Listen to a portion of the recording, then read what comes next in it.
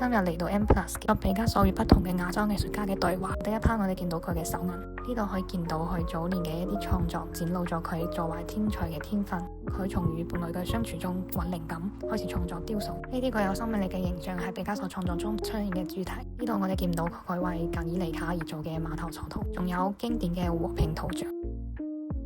第二 part 我哋見到畢加索作為局外人挑戰社會規範嘅創作，譬如創新嘅亞維農嘅少女練習中嘅作品，同用以國藝嘅視覺睇個體與社會之間嘅矛盾。畢加索畫嘅人體現體變化萬千嘅立體主義係當年屬於先鋒，海邊嘅人像與吉原自良嘅作品呼應，同樣打破常規。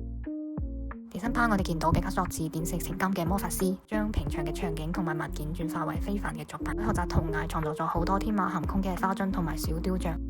四 part 我哋見到畢加索學習歐洲古典名作，從中揾靈感嘅一啲創作，包括西方藝術史嘅不同時期同風格，喺創作中用咗非洲雕塑文化嘅元素。最後推薦呢個非常有趣嘅互動裝置，可以用畫筆創作自己嘅作品。展覽由呢個月開始到7月中，千祈冇錯過啦！